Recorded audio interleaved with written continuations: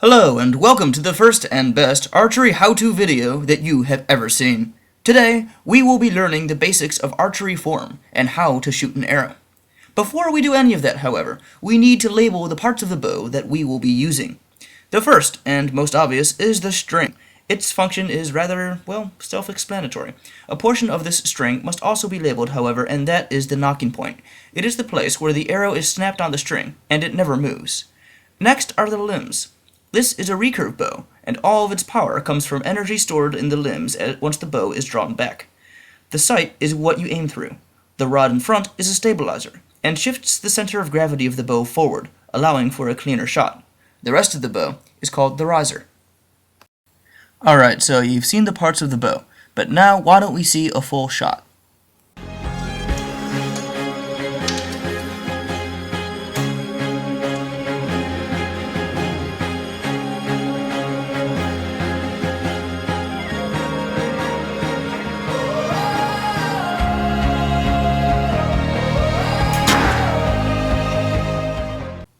Okay, you've seen what a shot looks like, but it's actually far more complicated than what you may have noticed. Let's break down some of the steps that went into shooting the arrow.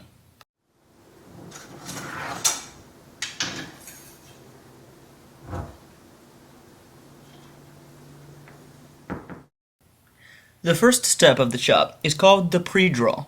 This is where the archer puts the arrow on the string, makes sure that they have a solid stance, and, finally, puts some pressure on the string to push it against their hand. Exactly how much pressure the archer puts is really up to them. This next step is the beginning of the draw phase. By this point, the archer has ensured that their body is completely in alignment, so when the string is pulled back, the force is easily transferred to their back. They should not be gripping the bow, it being held onto their hand solely by the pressure put there by the string. At this point, the archer should already be looking at the target.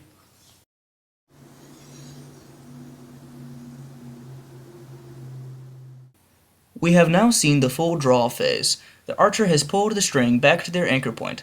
The anchor point, for a recurve, should be the top of their index finger and hand, coming into firm contact with the bottom of their jaw. This bone-on-bone connection is critical to maintaining consistency throughout shots. The string is to one side of the chin, and it touches the nose as an additional point of contact. There should be no angle in the wrist of the hand holding the string, a straight line being able to be drawn from the elbow to the hand.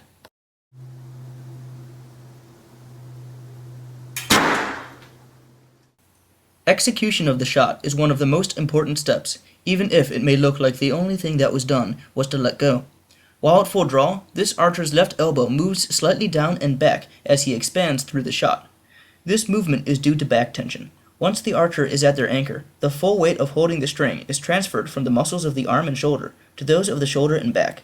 Being much larger, they do not tire as easily and are more stable, but still allow the archer to pull through the shot. Aside from this expansion, there is little to no movement anywhere else. When the string is released, the hand comes smoothly back along the neck. The bow hand does not grip the bow, and is relaxed enough that the bow swings down, being held onto the archer's hand only by a finger sling. Thank you for watching. This has been a brief and general overview of how to shoot a recurve bow. It is not meant to teach one how to shoot, but to inform one about shooting. If you are interested in archery, contact a club or coach in your area. They will be more than happy to get you started.